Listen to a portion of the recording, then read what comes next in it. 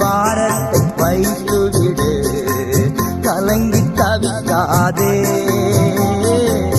அவரே உன்னை ஆதரிப்பார், அதிசயம் செய்வார்.